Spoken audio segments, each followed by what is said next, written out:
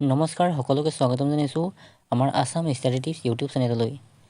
আজি মই মুখ্যমন্ত্ৰী মহিলা উদ্যমিতা আঁচনিৰ যিখন ফৰ্ম দিছে সেই ফৰ্মখন কেনেকৈ ফিল আপ কৰিব লাগে সম্পূৰ্ণ প্ৰচেছ মই এই ভিডিঅ'টোত দেখুৱাম। আপোনালোকে ভিডিঅ'টো শেষলৈকে চাব, কাৰণ কেনেবাকৈ যদি ফিল আপ কৰোঁতে ভুল লাগে তেনেহ'লে ফৰ্মখন ৰিজেক্টো হৈ যাব পাৰে। সেইকাৰণে ভিডিঅ'টো আপোনালোকে শেষলৈকে চাব। আৰু যদি আপোনালোকে আমাৰ ইউটিউব চেনেলত নতুনকৈ ভিজিট কৰিছে তেনেহ'লে চেনেলটো এতিয়া ছাবস্ক্ৰাইব কৰি দিয়ক। বলক ভিডিঅ'টো আৰম্ভ কৰোঁ। ফৰ্মখন এইটো হৈছে, মই ফিল আপ কৰি থৈছোঁ বাৰু। এই চাওক, ইয়াত আপোনালোকৰ পাছপোৰ্ট চাইজৰ ফটো লাগিব। তাৰ প্ৰথমতে আছে আত্মসহায়ক গোটৰ সদস্যাৰ নামটো। ইয়াত আপোনাৰ নামটো ভৰাই দিব, কেপিটেল লেটাৰ মানে বৰফলা হ'ব লাগিব। তাৰপিছত আত্মসহায়ক গোটৰ নামটো, ইয়াত গোটৰ নামটো ভৰাই দিব।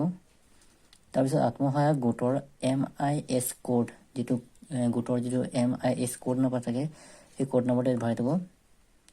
তাৰপিছত মোবাইল নাম্বাৰ, তাৰপিছত জাতি, আপোনাৰ কোনটো মানে কাষ্টৰ হয়, জেনেৰেল নে OBC নে ST নে SC, যোনটো হয় সেইটো আপোনালোকে ইয়াত ৰাইট চিন দি দিব। মই ইয়াত OBC আছিলে OBC দি দিলোঁ। তাৰপিছত আছে আবেদনকাৰী মৰাণ মটক জনগোষ্ঠীৰ অন্তৰ্ভুক্ত হয় নেকি, মানে আবেদনকাৰী মৰাণ বা মটক জনগোষ্ঠীৰ হয়, যদি হয় ইয়াত ৰাইট চিন দিব, যদি নহয় তেনে ইয়াত ৰাইট চিন দিব। তাৰপিছত আবেদনকাৰী চাহ জনজাতিৰ অন্তৰ্ভুক্ত হয় নেকি, যদি হয় ইয়াত ৰাইট চিন দিব, যদি নহয় ৰাইট চিন দিব। তাৰপিছত ছেভিংছ বেংক একাউণ্ট নম্বৰ, যিটো আপোনালোকৰ বেংক একাউণ্ট নম্বৰটো ইয়াত ভৰাই দিব। তাৰপিছত বেংকৰ নাম, আপোনালোক কোনটো বেংকৰ হয়, যদি পাঞ্জাৱ হয় পাঞ্জাৱ দিব, যদি ষ্টেট বেংক হয় ষ্টেট বেংক নামটো ইয়াত দি দিব। তাৰপিছত শাখাৰ নেম, যিটো আপোনালোকৰ ব্ৰাঞ্চ, সেই ব্ৰাঞ্চ নামটো ইয়াত ভৰাই দিব। তাৰপিছত IFS কোড, যিটো IFS কোড থাকে বেংকৰ, সেই কোড নম্বৰটো ইয়াত ভৰাই দিব। তাৰপিছত গাঁও, ভিলেজ নামটো লিখি দিব, গাঁৱৰ নামটো ইয়াত লিখি দিব। তাৰপিছত আহিলে গাঁও পঞ্চায়তৰ নাম, আপোনালোকৰ গাঁও পঞ্চায়তৰ নাম ইয়াত ভৰাই দিব। তাৰপিছত উন্নয়ন খণ্ডৰ নাম, মানে ব্লক নেম, যিটো আপোনালোক ব্লক, সেই ব্লকৰ নামটো ইয়াত ভৰাই দিব। তাৰপিছত জিলাৰ নাম, ডিষ্ট্ৰিক্ট ইয়াত লিখি দিব। তাৰপিছত বিধানসভা সমষ্টিৰ নাম, যিটো আপোনালোকৰ সমষ্টি, সেই সমষ্টিটো ইয়াত নাম লিখি দিব। মই ইয়াত লিখা নাই বাৰু। তাৰপিছত ফটোযুক্ত ভোটাৰ পৰিচয় পত্ৰ নম্বৰটো, মানে ফটোযুক্ত যিটো ভোটাৰ পৰিচয়, মানে যিটো এপিক নাম্বাৰ থাকে সেই এপিক নাম্বাৰটো ইয়াত ভৰাই দিব।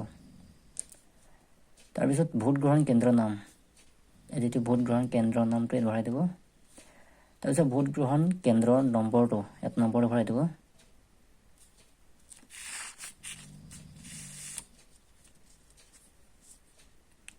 তাৰপিছত আহিলে সন্তানৰ সংখ্যা, আপোনালোকৰ সন্তান কেইটা আছে এইটো ভৰাই দিব। তাৰপিছত বিদ্যালয়লৈ যোৱা 3 পৰা 14 বছৰ বয়সৰ কন্যা সন্তানৰ সংখ্যা, মানে বিদ্যালয়লৈ যোৱা 3 পৰা 14 বছৰ বয়সৰ যদি কন্যা সন্তান আছে তেনেহ'লে কেইটা আছে এইটো আপোনালোকে ভৰাই দিব। তাৰপিছত বিদ্যালয়ত কন্যা সন্তানৰ নামভৰ্তি কৰোৱা হৈছে নে নাই, আপোনালোকৰ বিদ্যালয়ত কন্যা সন্তান যদি আছে তেনেহ'লে আপোনালোকে মানে বিদ্যালয়ত নামভৰ্তি কৰিছে নাই, যদি কৰিছে ৰাইট চিন দিব, যদি নাই কৰা তেনে ইয়াত ৰাইট চিন দিব। অমৃত বৃক্ষ আন্দোলনত ৰোপণ কৰা গছপুলিকেইটা জীয়াই আছে আৰু ডাঙৰ হৈছেনে, আপোনালোকৰ যিটো অমৃত বৃক্ষ আন্দোলনত গছপুলি ৰোপণ কৰিব দিছিল সেই গছপুলিকেইটা জীয়াই আছেনে নাই, যদি আছে তো ইয়াত ৰাইট চিন দিব, যদি নাই তো ইয়াত ৰাইট চিন দিব। আৰু দিছে খ নম্বৰ, যদি নহয় সেই ঠাইত নতুন গছপুলি ৰোপণ কৰা হৈছেনে, যদি গছজোপা মৰিছে তেনেহ'লে সেই ঠাইত আপোনালোকে নতুন গছপুলি ৰুইছে নাই, যদি ৰুইছে ইয়াত ৰাইট চিন দিব, যদি নাই ৰোৱা ইয়াত ৰাইট চিন দিব। তাৰপিছত আহিলে 2021 চনৰ আগতে লোৱা মাইক্ৰ' ফাইনেন্স ঋণৰ বাহিৰে আত্মসহায়ক গোট বা গ্ৰাম্য সংগঠন, মণ্ডল পৰ্যায়ৰ সংগঠন, বেংক বা আন কোনো বিত্তীয় প্ৰতিষ্ঠানৰ পৰা লোৱা যিকোনো ঋণ পৰিশোধ কৰা হোৱা নাই নেকি, যদি আপোনালোকে লোন লৈছে তেনেহ'লে সেই লোন আপোনালোকে পৰিশোধ কৰিছে নাই, যদি কৰিছে ইয়াত ৰাইট চিন দিব, যদি নাই কৰা ইয়াত ৰাইট চিন দিব। তাৰপিছত পুঁজিৰ দ্বাৰা গ্ৰহণ কৰিবলগীয়া অৰ্থনৈতিক কাৰ্যকলাপ, আপোনালোকে যিটো চৰকাৰে যিটো ধন দিব তো সেই টকাৰে আপোনালোকে মানে কি বিজনেছ কৰিব সেই বিজনেছৰ নামটো ভৰাই দিব লাগে। আপোনালোকে অলৰেডি মানে এইখনতেই আছে বিজনেছসমূহৰ, আপোনালোকে ইয়াৰ পৰা যিকোনো এটা বিজনেছ চুজ কৰি পেলাই তাত ভৰাই দিব। তাৰপিছত আহিলে ডিক্লেৰেশ্যন, মই শ্ৰীমতী, ইয়াত আপোনাৰ নামটো, স্বামী বা পিতৃৰ নামটো ইয়াত ভৰাই দিব। ইয়াৰ দ্বাৰা ঘোষণা কৰিছোঁ যে ওপৰত প্ৰদান কৰা তথ্যসমূহ মোৰ জ্ঞান আৰু বিশ্বাস অনুসৰি সত্য। মানে আপুনি ঘোষণা কৰিছে যে আপুনি গোটেইখিনি যিবোৰ আপোনাৰ ফিল আপ কৰিলে সেইবোৰ সত্য বুলি আপুনি প্ৰমাণ দিছে। তো মই ইয়াত ইংলিছৰটোত ফিল আপ কৰিলোঁ। আপোনালোকে ইয়াতো ফিল আপ কৰিব পাৰে বা ইয়াতো কৰিব পাৰে। তাৰপিছত ইয়াত ডেটটো লিখি দিব, তাৰপিছত প্লেচটো, তাৰপিছত আপোনাৰ চাইনটো ইয়াত মাৰি দিব।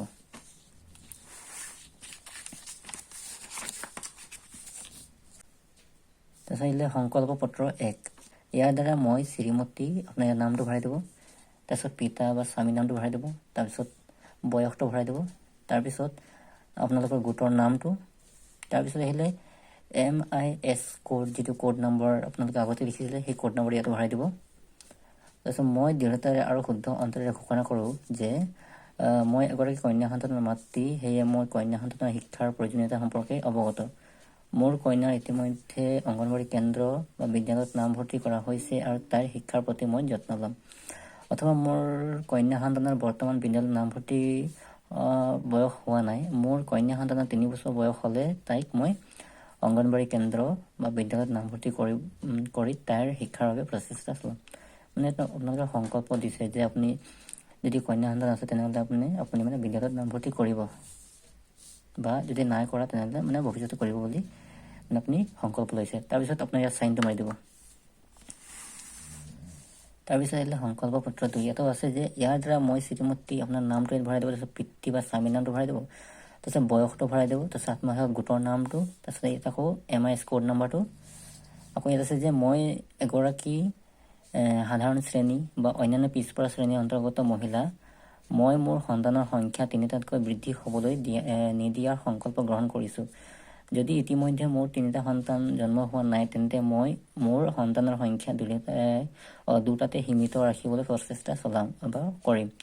এই ক্ষেত্ৰত মোৰ স্বামীৰ সন্মতি আছে। অথবা মই এগৰাকী অনুসূচিত জনজাতি, মৰাণ সম্প্ৰদায়, মটক সম্প্ৰদায়, চাহ জনজাতিৰ অন্তৰ্গত মহিলা।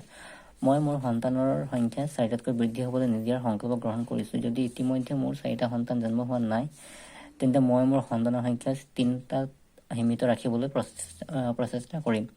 এই ক্ষেত্ৰত মোৰ স্বামীৰ সন্মতি আছে। মই ঘোষণা কৰোঁ যে ওপৰত উল্লেখিত যিকোনো তথ্য ভুল বুলি প্ৰমাণিত হ'লে চৰকাৰৰ পৰা লাভ কৰা ধন উভতাই দিয়াৰ বাবে মই দায়বদ্ধ হ'ম। যদি আপোনালোকে কেনেবাকৈ ভুল ফিল আপ কৰিছে বা আপুনি যদি মিছা কথা কৈ আপুনি যদি ফিল আপ কৰিছে তেনেহ'লে আপোনালোকে পইচাটো পোৱাৰ পিছত আপোনালোকে উভতাই দিব বুলি এইটো সংকল্প লৈছে। চ' আপোনাৰ মই উপস্থিতিত আবেদনকাৰীয়ে তাৰিখে সত্য ঘোষণা ইয়াত আপোনালোকে সাক্ষী চহীটো লাগিব। তাৰপিছত কোন তাৰিখে এইটো সাক্ষী চহীটো লৈছে সেই তাৰিখটো ইয়াত ভৰাই দিব। তাৰপিছত আপোনাৰ ইয়াত চাইনটো, আবেদনকাৰী চাইনটো ইয়াত ভৰাই দিব।